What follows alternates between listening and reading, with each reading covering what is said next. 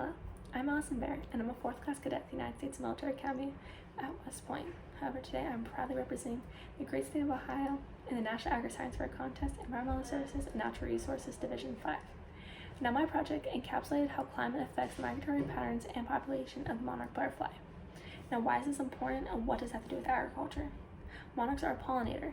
They are the basis of an ecosystem. Without them, we would see an ecosystem collapse, which would cause a ripple effect across our industry and agriculture, because monarchs are one of the pollinators responsible for maintaining pasture and prairie health. Without them, we'd see certain wildflowers that would no longer be supplying nutrients to the soil, which affects crop production, and also wildflowers can be a minor food source for grazing livestock.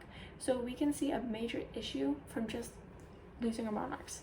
So what do you mean losing monarchs? Well, monarchs have seen a rapid decline in their population over the last few years. So there's a national project that is trying to figure out what's happening with monarchs and what's causing their migratory patterns to be so skewed that they're not reaching their breeding grounds in time to repopulate for the next cycle of monarchs.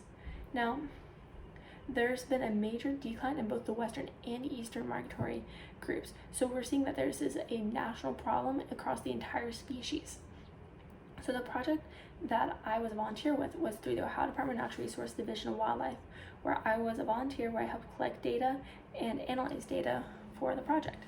So over the span of 3 years, from 2017 to 2019, during the migratory range of late summer, early fall, I was collecting data on how long it took to fill a certain amount of tags of monarchs. So we were trying to see that if they were more strung out, which shows that the migratory group is not moving as a whole and they're waiting until later in the season to move, or they're coming down to group and causing the time frame to catch up with butterflies being smaller. And that's exactly what we wanted to see, that because that would show that they're moving at the right time. Now, my data was very interesting. So in 2017, the average temperature for the year was 56 degrees. And in turn, in the fall, we saw it took 6 weeks to actually capture all the butterflies and fill all the tags.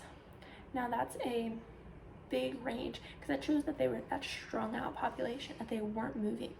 So the following year, it was really interesting to see that it was 2 weeks only to fill the tags during this time range, and it was a 55-degree yearly average temperature for the year, which there's only 1 degree difference, but it took a third of the time to fill all the tags.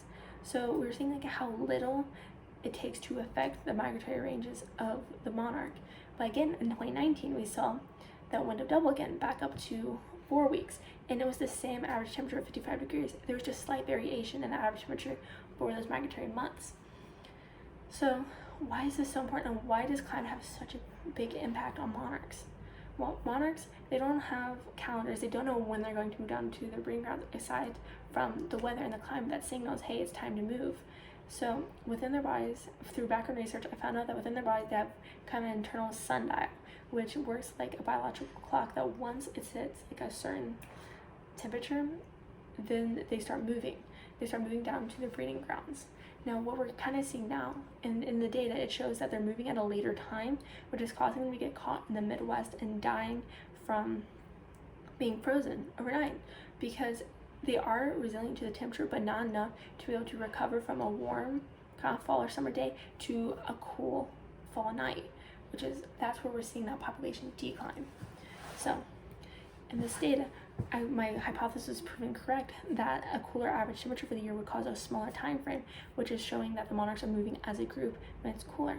So how can we help continue having this cooler climate? It takes just little steps at a time. It is a butterfly effect in general, that doing little things now can help prevent a major catastrophe in the future.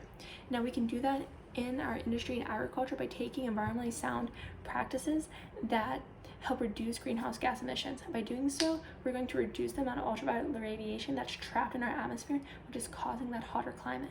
In the same sense, we can do little things like preserving habitat, especially their milkweed. Monarchs are the only pollinator that utilizes milkweed, but we're seeing that in the expansion of agriculture that their habitat is being destroyed, which is causing them to change their migratory paths, which is in turn causing them to be caught in the Midwest and other areas where they're being cold.